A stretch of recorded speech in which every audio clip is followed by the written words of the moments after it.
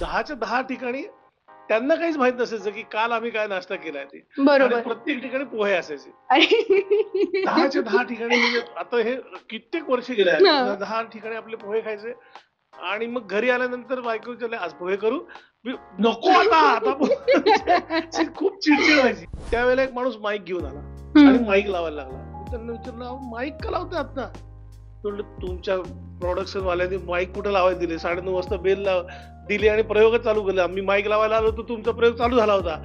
म्हणजे आम्ही इंटरव्हल पर्यंत विदाऊट माईक अरुण कदम काम करायचे त्यावेळेला. तर अरुण कदम एनिमा घेऊन येतो गुडगुडीच्या ऐवजी. ते त्याच्या हातात तो एनिमा दिसतो, तो प्रेक्षक पहिल्यांदा हसतो. तो मग मालक असं म्हणतो, त्या मालक वरती लाफ्टर येतो. मग क्रिकेट सुटलं ते सुटलंच, पण क्रिकेट खरं सांगायचं तर पहिलं प्रेम आहे माझं. जिथे जिथे संधी मिळेल तिथे तिथे मी क्रिकेट खेळतोच नक्कीच. आठवण आली की तुला हे काम करायचं ना, तू कर, मी बघते काय करायचं. आणि ती नोकरी करायला सुरुवात केली तिने. हाय हॅलो नमस्कार. रोलिंग स्कोप या चॅनलवर मी रुचा मोये तुमचं मनापासून स्वागत करते. गणपती बाप्पा मोरया, मंगलमूर्ती मोरया. आणि त्यासोबत सगळ्या शिक्षकांना शिक्षक दिनानिमित्त नमस्कार आणि शुभेच्छा. आता या दुहेरी योगामध्ये त्रिवेणी संगम होणार आहे, कारण आपण गप्पा मारणार आहोत ज्येष्ठ अभिनेते विजय पटवर्धन सर यांच्यासोबत. नमस्कार सर, तुमचं खूप खूप स्वागत. धन्यवाद. सर, आता गणपतीचेच दिवस आहेत हे 10 दिवस, तर सुरुवातच आपण बाप्पापासून करूयात की तुमची गणपतीची काय आठवण आहे बालपणीची? बालपणीची अशी आठवण नाही, पण मला सगळ्यात आवडता उत्सव गणेशोत्सव. आणि त्याच्यानंतर मी जेव्हा नाटकांमध्ये काम करायला लागलो त्यावेळेला आपल्या इथे आतापर्यंत म्हणजे जवळजवळ एक 4 ते 5 वर्षापर्यंत 10च्या 10 दिवस आमचे बुक असायचे. नाटक प्रत्येक साखर कारखान्यांमध्ये व्हायचं. बरं. आणि त्यामुळे आम्ही जवळजवळ मी 92 सालापासून नाटकात काम करतोय. तर 92 सालापासून मी 10 दिवस काय म्हणजे आम्ही बाहेर पडायचो 10 प्रयोगांसाठी पहिल्या दिवशी. पण ते नंतर वाटेत अजून एक ठरतोय, अजून एक ठरतोय असं करत 14 ते 15 प्रयोग करून आम्ही परत यायचो.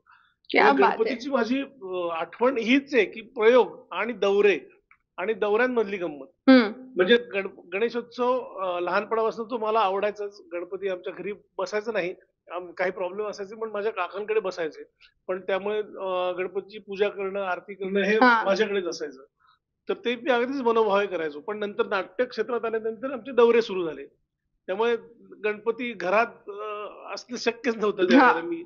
पण प्रत्येक ठिकाणी म्हणजे ज्या ज्या साखर कारखान्यांमध्ये आम्ही जायचो तिथे गणपती बसलेले असायचे. तिथली पूजा करणं किंवा तिथे आरती करणं हे व्हायचं नक्की. आणि खूप मजा म्हणजे गणपती परत परत यावेत असं वाटायचं. कारण एकतर त्यावेळेला 10 दिवस स्ट्रगल, पॅक सगळे. त्यावेळेला स्ट्रगल चाललेलं असायचं आणि सलग 10 प्रयोग करणं आणि त्या 10 प्रयोगानंतर घरी येणं ही गंमत असायची. आणि त्यात थोडीशी गंमत अशी होती की 10च्या 10 ठिकाणी त्यांना काहीच माहित नसायचं की काल आम्ही काय नाश्ता केलाय ते. आणि प्रत्येक ठिकाणी पोहे असायचे. 10च्या 10 ठिकाणी म्हणजे आता हे कित्येक वर्ष गेले आहेत. 10 ठिकाणी आपले पोहे खायचे आणि मग घरी आल्यानंतर बायको विचारले, "आज पोहे करू?" मी, "नको आता, आता खूप चिडचिड व्हायची. हीच एक खूप चांगली आठवण आहे. म्हणजे बाकीच्या आठवणी आहेतच त्या. म्हणजे गणपतीची सेवा करणं आहेच आहे. पण ही गमतीशीर आठवण अशी आहे की पोहे आवडतात लोकांना. 10 दिवस पोहे सलग खाल्ल्यानंतर परत घरी आल्यानंतर बायको प्रेमाने विचारते, "पोहे करू?" आणि आपण त्याच्यावरती चिडतो. 10 दिवस पोहे खाल्लेत. ही म्हणजे आता गणपती येतात, पण आता काही कारणामुळे साखर कारखान्यांमध्ये प्रयोग होत नाहीत. हे दुर्दैव आहे खरं तर. कारण अनेक जणांचं घर चालायचं त्यावेळेला. म्हणजे जवळजवळ 10 ते 12 बॅकस्टेज आर्टिस्ट असायचे. शिवाय 10-12 ऑनस्टेज आर्टिस्ट असायचे. ड्रायव्हर असायचे. अजून बरेच जण म्हणजे जवळजवळ 30 ते 35 लोकांचं घर चालायचं त्या. अख्खी टीम होती त्याच्या मागे. पण आता ते कमी झालंय. का कमी झालंय माहिती नाही. खरं तर परत सुरू व्हायला पाहिजे. जोमाने गणेशोत्सव व्हायला पाहिजेत. अनेक साखर कारखाने आहेत आपल्या महाराष्ट्रामध्ये. 25 ते 50 साखर कारखाने मला असं वाटतं. त्याच्याविषयी जास्त पण असतील. पण अशा ठिकाणी जर प्रयोग झाले तर अनेक जणांची घरं चालतील आणि अजून दुवा देतील त्या साखर कारखानावाल्यांना सुद्धा, असं मला वाटतंय. पण आज म्हणजे गणपतीची तुम्ही एवढी छान आठवण सांगितली, पण त्यासोबत आज आहे शिक्षक दिन. तर तुमचे अभिनयातले गुरु कोण? माझ्या अभिनयातले गुरु सगळेच आहेत. कारण म्हणजे मी ज्याच्या बरोबर काम करतो त्याच्याबरोबर काही ना काहीतरी शिकायला नक्कीच मिळतं. म्हणजे हा सिनियर आर्टिस्ट आहे त्याच्यामुळे त्याच्याकडनं काही शिकायला मिळेल आणि ज्युनियर आर्टिस्ट काही मिळणार नाही असं होऊच शकत नाही. प्रत्येक माणूस कुठं ना कुठेतरी आपल्याला काहीतरी शिकवत असतो. कुठला तरी डायलॉग कसा बोलायचा, कुठली रिएक्शन कशी द्यायची, हे कोणाकडनंही आपल्याला कळू शकतं. पण मी पहिलं काम केलं ते शरद तळवलकर यांच्या बरोबर. क्या बात आहे. घरोघरी हीच बोल नावाचं नाटक होतं. तर ते त्यांचं काम आधीपासून बघितलं होतं. धूमधडाका आणि अनेक चित्रपट त्यांच्या बघितले होते. त्यांच्या बरोबर पहिल्यांदा काम करायचं म्हटल्यावरती घाम फुटला होता मला. काय थरथरत होते. ते म्हणले, "काय झालंय तुला?" म्हटलं, "तुमच्याबरोबर काम करायचं मला टेन्शन आहे. तुम्ही सुपरस्टार आहात आमच्या दृष्टीने आणि खरंच महाराष्ट्राच्या दृष्टीने." तर ते म्हणले, "काळजी नाही करायची. तू तुझ्या जागी मोठा आहेस, मी माझ्या जागी मोठा आहे. कोणतरी मोठा आहे, कलाकार वगैरे असं काही समजू नकोस. एका मित्राबरोबर तू काम करतोयस असं समज आणि काम कर." म्हणलं ठीक आहे, पण ते प्रेक्षक पण समोर असतात ना, म्हणजे त्यावेळेला कमर्शियल नाटकाचा एक वेगळाच भाग होता. तर ते म्हणले की समोर कोणीच नाही असं समज आता.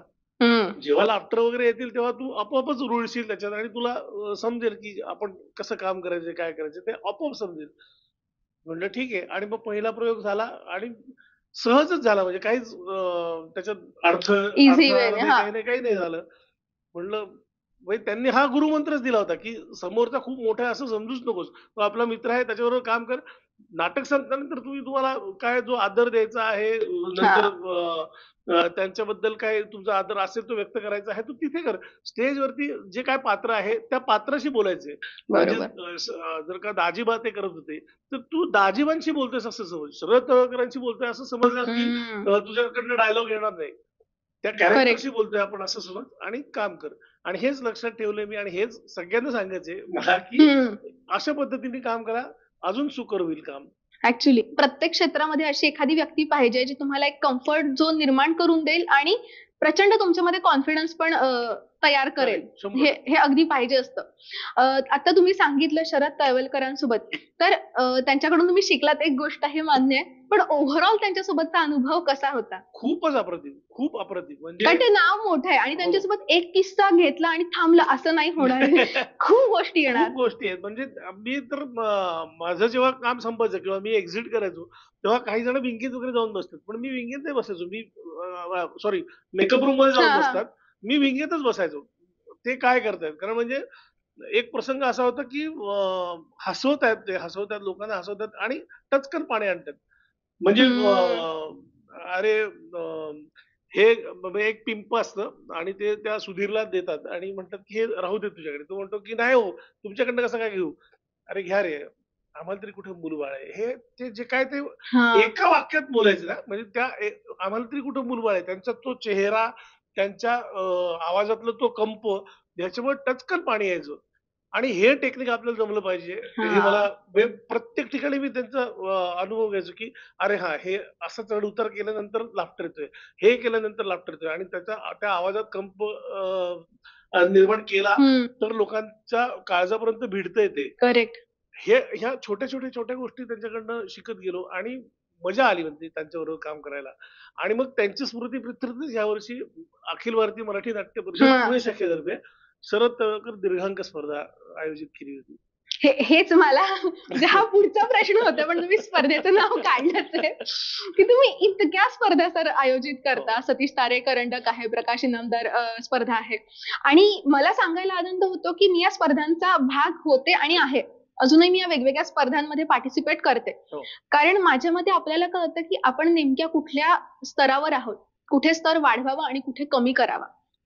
तुमच्या मते स्पर्धांमधून घडणारा विद्यार्थी किंवा स्पर्धांमधून घडणारा अभिनेता आणि स्पर्धेशिवाय घडणारा अभिनेता याच्यात काय फरक जाणवतो? फरक असा नाही, पण खूप स्पर्धेतून शिकायला मिळतं. म्हणजे ऐन वेळेला काही गोष्टी घडतात, त्या गोष्टी कशा मॅनेज करायच्या, काय करायचं हे त्या स्पर्धांमधनं कळतं. स्पर्धेमधनं सभाधीटपणा येतो, म्हणजे स्टेज डेअरिंग म्हणतो आपण, ते येतं. आता आपल्याकडे पुरुषोत्तम करंडक स्पर्धा भरते. जवळजवळ पुण्यातनं मुंबईमध्ये जितके कलाकार गेलेले आहेत त्यातले 100%, मी 99% कलाकार हे पुरुषोत्तम करंडक स्पर्धेमधनं पुढे आलेले आहेत. घडलेत अगदी. अगदीच नक्कीच. म्हणजे ही स्पर्धा ही पाहिजेच. स्पर्धेतनच तुम्हाला एक ईर्ष्या प्राप्त होते, एक उत्तेजना मिळते आपण काम करण्यासाठी. जर तुम्ही स्पर्धेमध्ये काम केलं नसेल तर अनेक जण असे आहेत, आता आमच्या समोर येतात, नावं घेण्यात काही पॉईंट नाहीये, पण लगेच कळतं की हा स्पर्धेमधनं नाही आलेला. ऐन वेळेला कुठेतरी गोष्टी घडतात आणि त्या कशा मॅनेज करायच्या, त्या जर मॅनेज करता नाही आल्या तर हम्म. आपल्याला कळतं की हा माणूस स्पर्धेमध्ये नाही आलेला कुठे. आणि दुसरी गोष्ट म्हणजे जेव्हा तुम्ही स्पर्धेमध्ये काम करता तेव्हा फक्त तुम्ही अभिनय नाही करत, तुम्हाला सगळ्या गोष्टी शिकायला लागतात. म्हणजे तुम्हाला ऐन वेळेला काय सेट लावायचा तो सेट लावता बरोबर येतो, बरोबर. तुम्हाला प्रकाश योजना करायची आहे, तो स्पॉट ऍडजस्ट करायचा तो ऍडजस्ट करता येतो, तुम्हाला ध्वनी संयोजन करता येतं, सगळ्याच गोष्टी करता येतात. आणि मी हे एकदा आता ऑल द बेस्ट सारखं नाटक केलं मी. तर ऑल द बेस्ट नाटकाचा एक किस्सा सांगतो, तो स्पर्धेतनं आल्यामुळे आम्हाला हा हे हा सगळं हा. कळलं असं मी सांगू शकतो. तापडिया सभागृह म्हणून औरंगाबाद म्हणजे छत्रपती संभाजीनगरला एक थिएटर आहे. तिथं आमचा 9:30 वाजता प्रयोग होता आणि 9 वाजेपर्यंत तिथं आधीचा कार्यक्रम चालूच होता आणि सेट लावायला जवळजवळ पाऊण 1 तास लागतो आपल्याला. तर 9 वाजता त्यांनी तो कार्यक्रम संपवला आणि 9:10 ला आमच्या ताब्यात स्टेज आलं. आणि आमचे मॅनेजर होते सुरेंद्र नाथ आहेत. म्हणजे त्यांचं शिस्त अशी होती की 9:30 ला प्रयोग आहे ना, तो बरोबर 9:30 ला चालू करायचा. 9:35 9:40 ला नाही करायचा. लोक वेळेचं 9:30 महत्त्व. लोक 9:30 वाजता येतात ना, 9:30 च्या प्रयोगाला येतात, 9:30 ला प्रयोग चालू करायचा. तर आम्हाला 9:10 ला स्टेज मिळाल्यानंतर त्या बॅकस्टेज वाल्यांची धावपळ सुरू झाली. पटापटा स्टेज लावण्यासाठी. मग आम्ही त्यांना मदत केली. हे पहिल्यापासून आपलं पुरुषोत्तम करणं किंवा कुठल्याही स्पर्धांमधनं आलेलं असतं की सेट लावणं. स्पर्धेमध्ये सेट आपणच लावतो. बरोबर. सेटसाठी बॅकस्टेजचे कलाकार वेगळे नसतात. तर तो सेट लावला आम्ही सगळ्यांनी मिळून. सेट लावल्यानंतर प्रयोग सुरू झाला. प्रचंड हाऊसफुल प्रयोग होता आणि प्रचंड लाफ्टर्स वगैरे सगळं सगळं व्यवस्थित चाललं होतं प्रयोगात. आणि जेव्हा इंट्रो झाले, पडदा पडला, त्यावेळेला एक माणूस माईक घेऊन आला आणि माईक लावायला लागला. मी त्यांना विचारलं, "अहो माईक का लावताय आता?" म्हटलं, "तुमच्या प्रोडक्शन वाल्यांनी माईक कुठं लावायला दिले? 9:30 वाजता बेल दिली आणि प्रयोगच चालू केला. मी माईक लावायला आलो तर तुमचा प्रयोग चालू झाला होता." म्हणजे आम्ही इंटरव्हल पर्यंत विदाऊट माईक नाटक केलं बापरे. होतं. आणि तो लाफ्टर आणि भाषा आणि ताळे वगैरे सगळे व्यवस्थित चाललं होतं. तर तो एक काय म्हणतात त्याला, ती एनर्जी जी काही हो हो मिळते, हो. ही एनर्जी पण मिळाली होती. नंतर आम्ही बॅकस्टेज वाल्यांना मदत केल्यानंतर बॅकस्टेज वाल्यांचा सुद्धा आम्हाला खूप आशीर्वाद, "अरे तुमच्यामुळे आपण पटकन प्रयोग करू सुरू." शकलो. मग ही सगळी आपोआप सगळी एनर्जी आल्यानंतर ती एनर्जी त्या प्रयोगामध्ये उतरली. उतरली होती आणि प्रयोग व्यवस्थित झाला होता. आणि मग म्हटलं, "आता नका लावू माईक. आता कशाला लावताय? त्या माईक शिवायच एवढं चांगलं झालंय हो. प्रयोग, तर कशाला लावताय?" ते म्हटले, "नको, नको. आम्हाला आमचं पेमेंट नाही मिळायचं." म्हटलं, "लावा, ठीक आहे."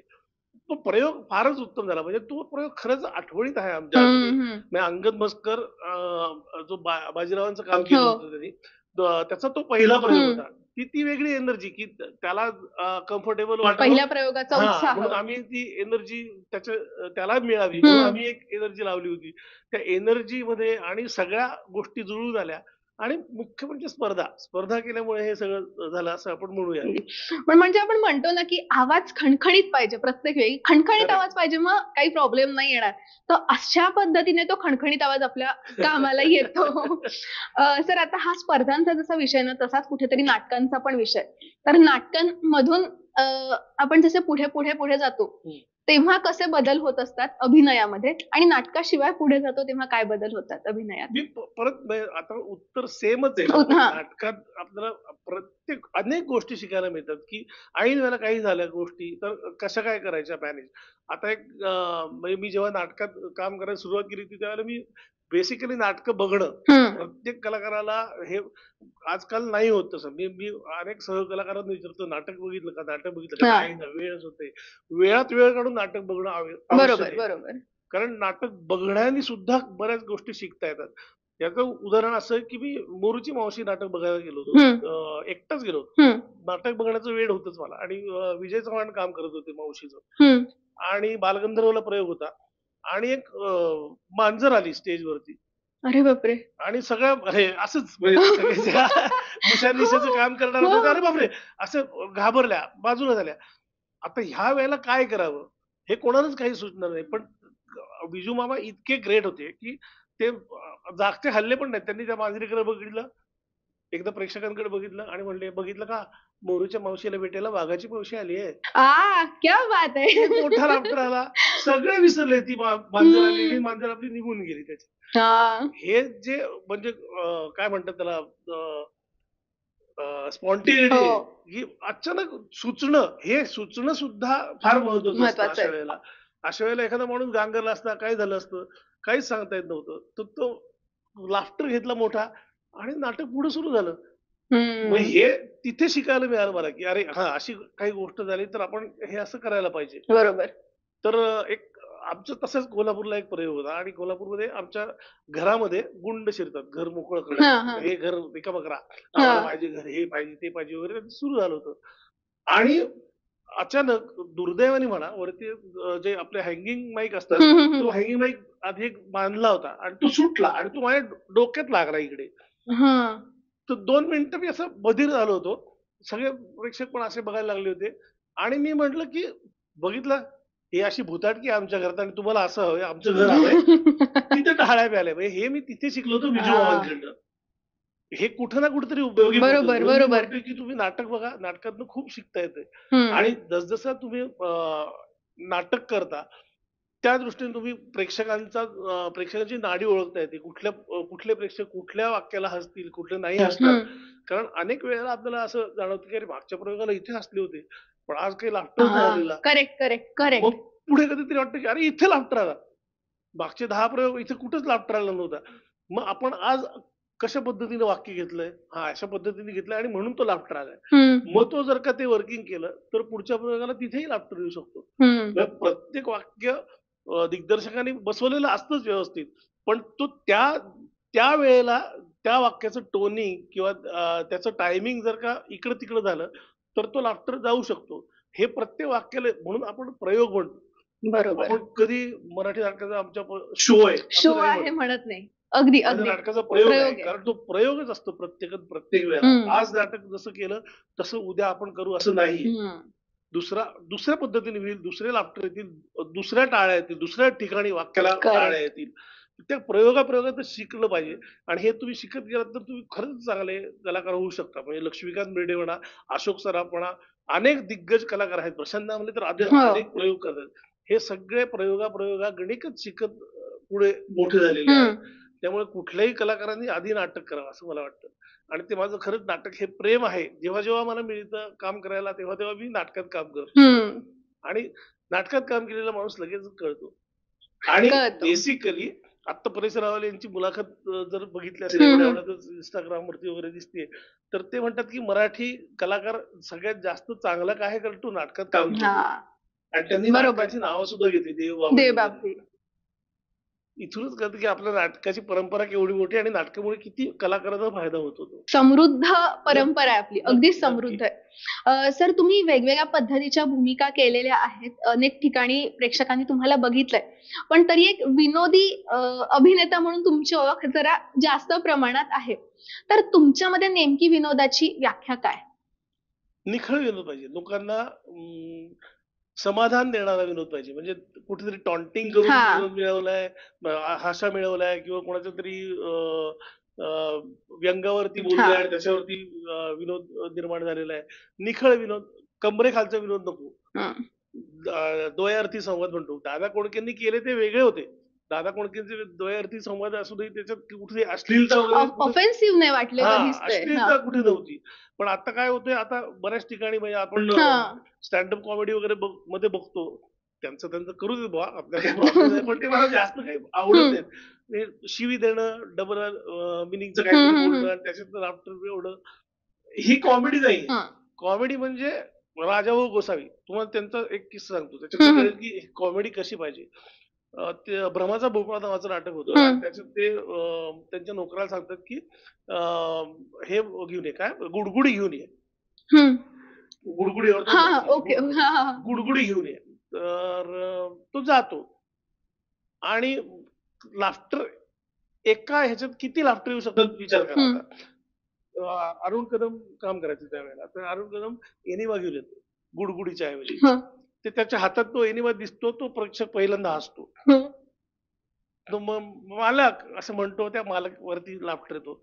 मग खरं तर राजाभाऊ गोसावी फक्त त्याच्याकडे असे बघायचे, त्यांच्या त्या लुक वरती लाफ्टर यायचा. म्हणजे बघा किती लुक वरती सुद्धा तो लाफ्टर मिळवू शकतो कलाकार. ते असे बघायचे, तिथे एक लाफ्टर घ्यायचे, मग प्रेक्षकांकडे बघायचे, तो दुसरा लाफ्टर यायचा. मग असं करायचे. त्यांची जी बॉडी लँग्वेज होती, काय होती, त्याच्यावरती ते लाफ्टर. हा चौथा लाफ्टर यायचा त्या ह्याच्यावरती. मग ते परत त्याच्याकडे बघायचे आणि म्हणायचे, मी मी तोंडाने ओढण्याची गुडगुडी मागितली. ह्याच्यावरती पुढचा लाफ्टर यायचा आणि नाटक पुढे जायचं. म्हणजे विचार करा, एका एका फक्त एवढंसं काम हो, करायचंय हो. आणि त्याच्यावरती 5 ते 6 लाफ्टर माणूस काढतो. हे जे निरीक्षण असेल ना कलाकाराचं, की अरे हां, हे असं केल्यानंतर लाफ्टर असं हे जी निरीक्षण शक्ती त्याच्याकडे असेल, तर तुम्ही खूप चांगले कलाकार होऊ शकता. हे असे लाफ्टर मिळवलेत तर लोकांना ते आवडतातच. आणि माझं म्हणणं आहे, तुम्ही आता म्हणलात, की विनोदी कलाकार म्हणून तुम्ही जास्त लोकांना दिसता. तर मला हसवायलाच आवडतं लोकांना. कारण टेन्शन आहेच आहे. कुठं ना कुठेतरी काही ना काहीतरी सगळे कुठेतरी टेन्शनमध्ये आहेत. ते टेन्शन घेऊन ते टेन्शन विसरण्यासाठी तुमचं नाटक बघायला आलेले आहेत. 3 तास ते त्याच्याकरता देणार आहेत. तर त्याच्यासाठी अजून त्यांना वेगळं टेन्शन कशाला द्यायचंय? त्यापेक्षा त्यांना हसवूयात. आणि हसल्यामुळे जास्त त्यांचं सगळं टेन्शन काय 3 तास तरी रिलीज होणार आहे. नक्कीच. तर त्यामुळे हे असे आता मी तुम्हाला सांगितलं, की असे जर काही विनोद झाले, तर लोकांना ते आवडणारच आहेत. आता ऑल द वे सारखं नाटक त्याच्यात एकाला ऐकू येत नाही, एकाला दिसत नाही. दिसत नाही का नाही? असं आहे. पण त्या व्यंगावरती कुठंच विनोद नाही केलेला. त्याचा फायदा घेऊन विनोद केलेला आहे. त्याला दिसत नाही, तुला दिसत नाही रे, तुला ऐकू येत नाही रे, असं कुठेही काही बोललेलं नाही कोणी. पण तरी विनोद निर्माण होतात. आणि असे त्या नाटकाचे मी 1.5 ते पावणे 2 हजार प्रयोग केलेले आहेत. वाह! आणि त्या प्रयोगातनं सुद्धा आम्हाला काही काही वेगळे एक्सपिरियन्स आलेले आहेत. आता प्रयोग संपल्यानंतर एक जोडपं आलं आमच्याकडे, की तुमचं नाटक बघितलं आम्हाला खूप आवडलं. आणि तो रडायला लागला माणूस. आम्हाला कोणालाच कळलं नाही, की हा माणूस रडतोय का? नाटक एवढं आवडलंय आणि म्हणतोय की तर त्यांनी सांगितलं, की 6 महिन्यापूर्वी आमचं मिसकॅरेज झालं आमच्या बायकोचं आणि ती पूर्ण डिप्रेशनमध्ये गेली होती. अरे हां. ती म्हणजे काहीच हसत नव्हती, रडत नव्हती, काहीच नव्हती बोलत. ती ब्लँक फेसने फिरत होती. काहीच म्हणजे भावना कुठल्याच व्यक्त करत नव्हती. डॉक्टर म्हणले, की हे लवकरात लवकर असं नाही म्हणजे ती निदान रडली तरी पाहिजे, हसली तरी पाहिजे, काहीतरी व्हायला पाहिजे. तर तिच्यात सुधारणा होईल, नाहीतर काही जरा अवघड जाईल. आम्हाला कोणीतरी सांगितलं, की ऑल्वेजचा प्रयोग दाखवा आणि मग काय सुधारणा होते का बघा, असं तो म्हटला. ते तर तो म्हटला, की नाटक सुरू झाल्यापासून शेवटपर्यंत बायको माझी हसत होती. आणि इतक्या दिवसानंतर 6-7 महिन्यानंतर तिला हसताना बघून मला भरून आलं म्हटलं, की ह्या नाटकात एवढी ताकद आहे, की जी भावना व्यक्त होत नव्हती ती हसली आणि नाटक संपल्यानंतर घळाघळा रडली ती बाई. अरे हां. म्हणजे सगळ्याच भावना त्या बाहेर आल्या आणि आता ती म्हणली मला रिलॅक्स म्हणजे आता बरं वाटतंय आता. आणि हे तुमच्या नाटकाने दिलं. आम्हाला असं आता सुद्धा काटा येतो. की हे अवघड की फार अरे म्हणजे नाटकात किती जादू असू ताकद शकते आहे. किंवा ताकद आहे बघा. अशा पद्धतीचं पण गोष्टी होऊ शकतात. फार कमाल म्हणजे फारच कमाल गोष्ट आहे, की खरंच आपण म्हणतो, की नाटक एका वेगळ्या उंचीवर नेऊन ठेवणं जे असतं आणि त्या उंचीचा प्रेक्षकांना असा सुद्धा फायदा होऊ नक्कीच, शकतो, की फार कमाल गोष्ट आहे. आणि सर तुम्ही इतके मस्त किस्से सांगतायत ना, मजा येते. अरे आणि इमॅजिन होतं. हां. म्हणजे मला एक प्रेक्षक म्हणून विचारलत ना, तर इमॅजिन होतं, अच्छा असं झालं असेल, आता लोकं भेटायला आली असतील, असं उत्तर दिलं असेल. हे खूप इमॅजिन होतं. म्हणजे स्टोरी टेलर असणं काय आहे, ते तुमच्याकडून शिकावं. Thank you. खूप मस्त मजा. आता अभिनयाचा एवढा सर तुमचा प्रवास आहे, एवढा मोठा आहे. पण कधी तुम्हाला असं वाटलं होतं, की बास आता सगळं सोडून फक्त अभिनय, की अभिनयच करावा, असं कधी तुम्हाला पहिल्यांदा वाटलं होतं? पहिल्यांदाच पहिल्यांदाच म्हणजे जेव्हा नाटकात काम केलं त्याच वेळेला वाटलं होतं खरं तर. कारण मी आधी क्रिकेट खेळायचो. बरं, हां. म्हणजे मी क्लब ऑफ महाराष्ट्रकडनं क्रिकेट खेळलो. अंडर 19चा कॅप्टन होतो तिकडचा. नंतर मी भारत व्हर्सेस झिम्बाब्वे ही मॅच होती.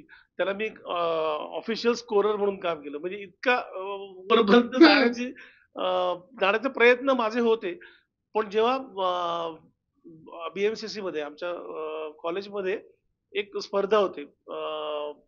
चक्रव्यूह करंडक म्हणून. ती क्लासमध्ये होते. म्हणजे 11वीचे सगळे 11वी ए, बी, सी अच्छा, अच्छा. 12वी वर्गामध्ये. तर तिथे राजू बावडेकर आणि सुनील देव म्हणून माझे 2 मित्र आहेत. ते नाटक करत होते आणि एक रोल होता, की कोणीच नव्हतं तयार किंवा त्यांना सापडत नव्हतं. त्यांनी मला विचारलं, की "तू करणार का काम?"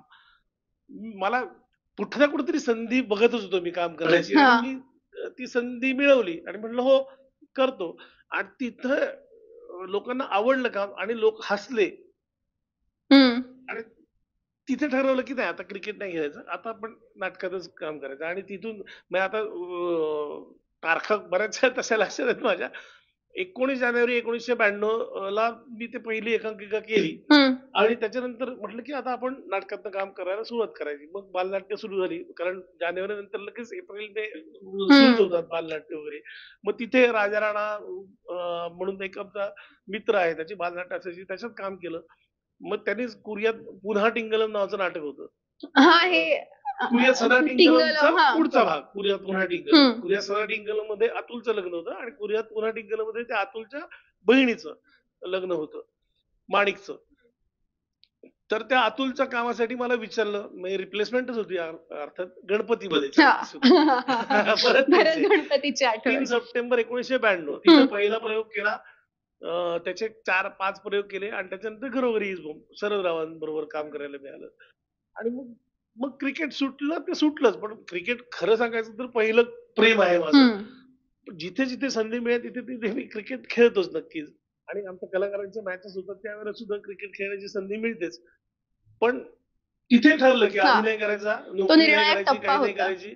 आणि माझ्या बायकोनी सुद्धा तेवढीच साथ दिली, कारण काय होतं आपल्या अभिनय क्षेत्रामध्ये सतत काम मिळणं असं नाही, कुठे ना कुठेतरी एक ब्रेक लागतो. मग 3 महिने 4 महिने 6 महिने घरी बसायला लागतं दुर्दैवानी. जर तुमचं नशीब बलवत्तर असेल तर तुमचं काम चालू राहतच.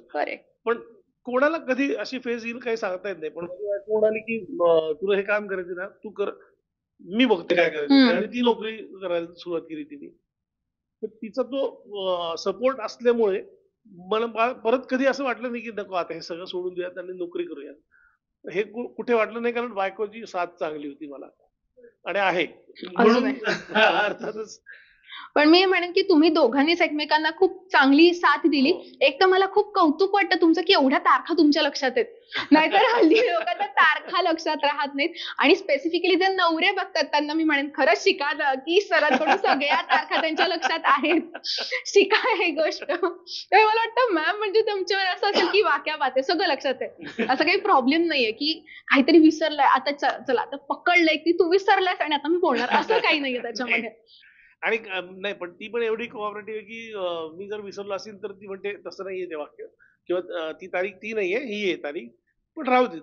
आता एवढे डायलॉग पाठ करून काम करतच तर कधी कधी ते विसरू शकतोस तू, तेवढी समजून घेते ती मला. म्हणजे तो तुमच्या सुखी संसाराचा मंत्र असं आपल्याला म्हणता येईल.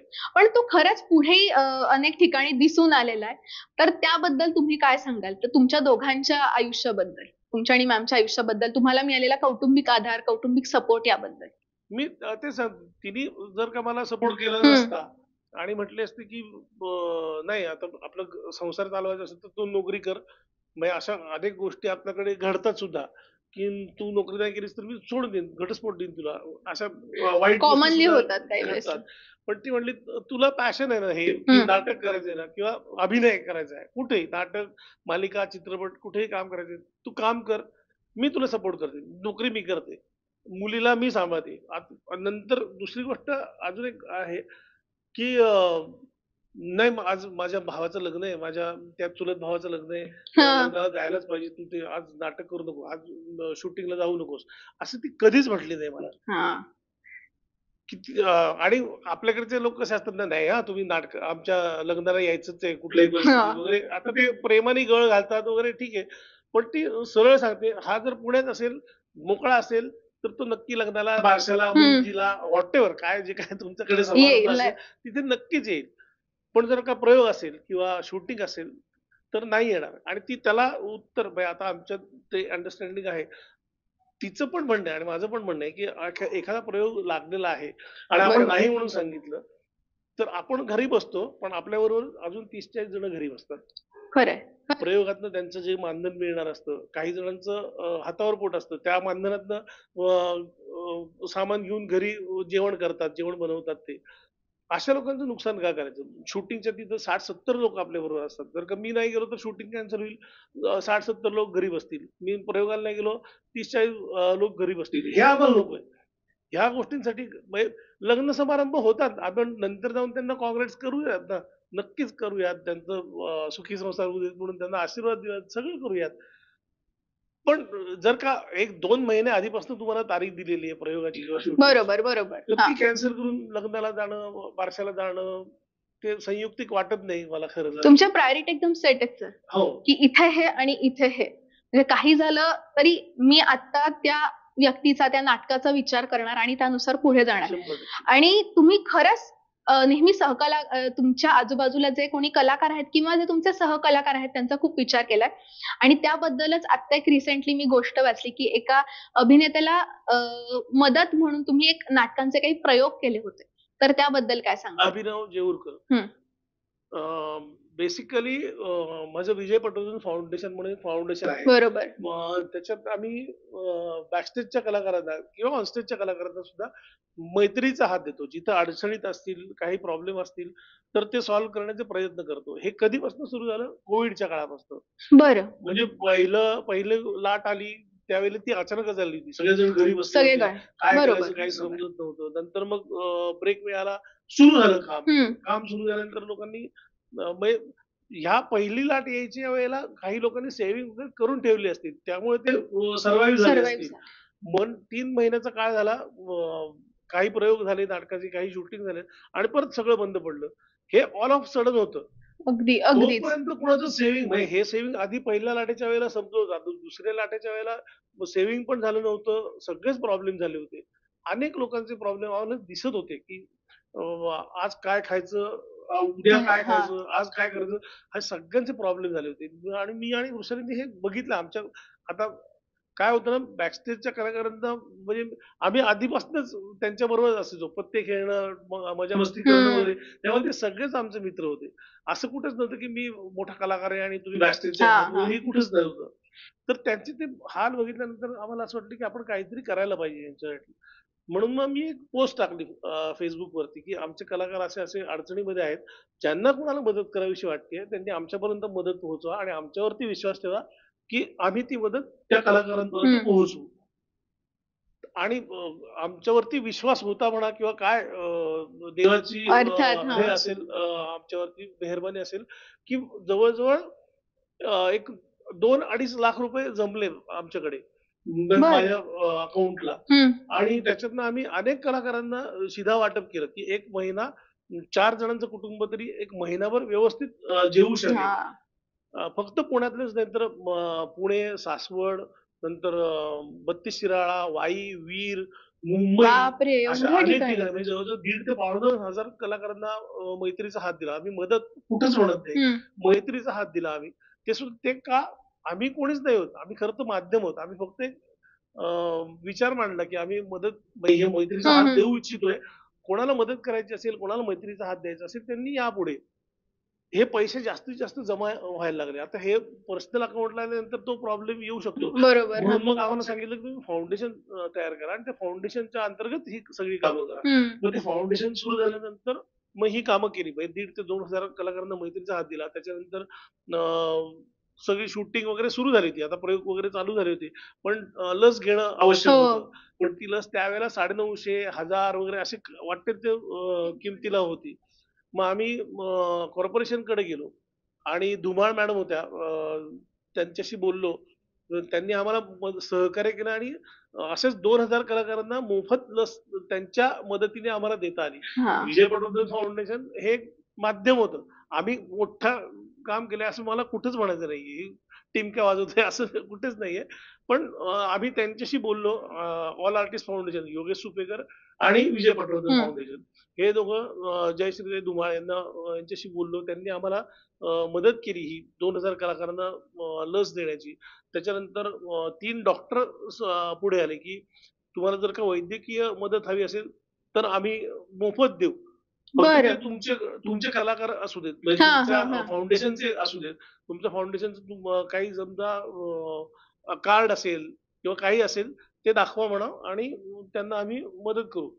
आणि त्याच्यात सुद्धा एक गंमत झाली की सगळ्यांची नावं समीर पोतनीस दातांचे डॉक्टर, समीर डोलारे डोळ्यांचे डॉक्टर आणि समीर मोने बाकी इतर सगळे हे 3 समीर आमच्या पाठीशी उभे राहिले विजय पटवर्धन फाउंडेशनच्या.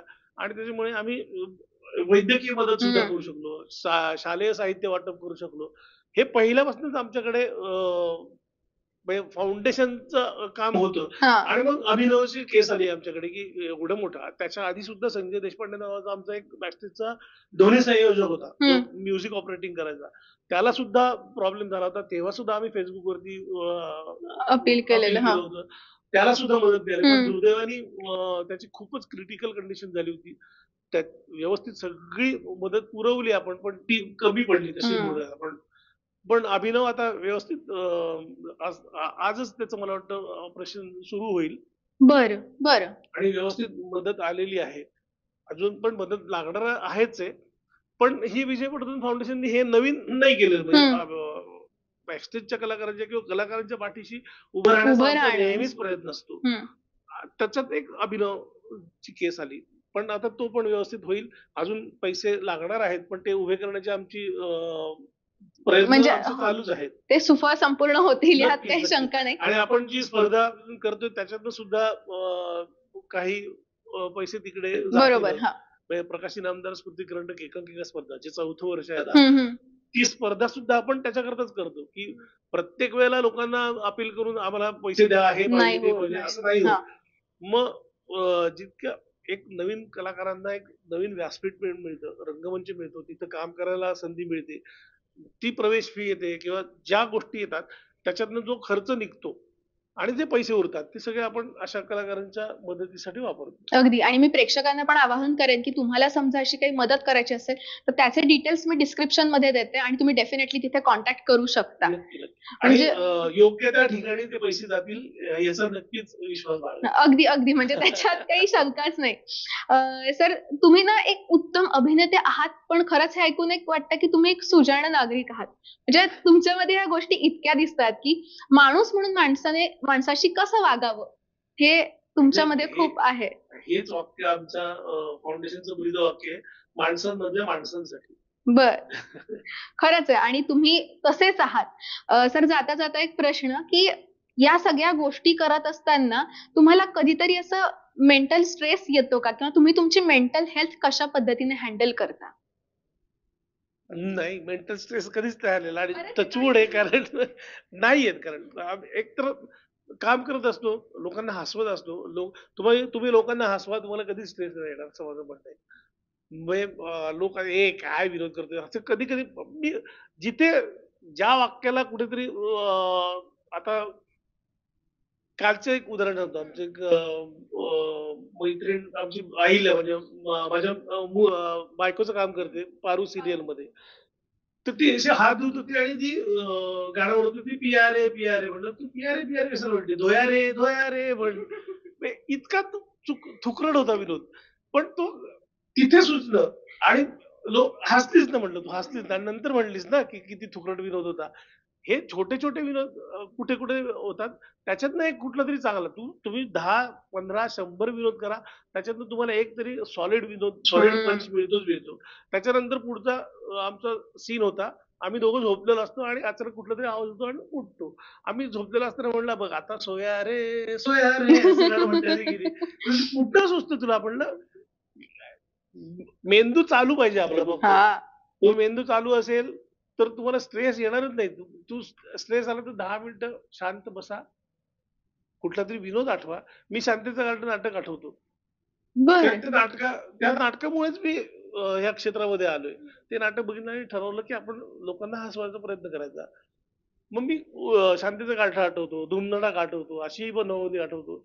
तो स्ट्रेस कुठल्या कुठे निघून जातो माझा. त्यामुळे हे खरंय. मी कधीच आता टचवूड, म्हणजे मला कुठलाही कलाकार असं कधी म्हटलेलं नाही की काय रे तू आज उदास दिसतोय, काय झालंय. हे नाही होणार माझ्याकडनं, नक्कीच 100%. नाही, हे असंच राहावं 100% मी म्हणेन, कारण ही फार महत्वाची गोष्ट आहे. खूप छान वाटलं सर, आणि तुमचे किस्से, आठवणी, या सगळ्या गोष्टी धमाल आहेत. म्हणजे याचा मला फायदा पर्सनली होणार आहे, आणि जे प्रेक्षक हा व्हिडिओ बघतील, ह्या इंटरव्ह्यू बघतील, त्यांना सुद्धा डेफिनेटली फायदा होणार आहे.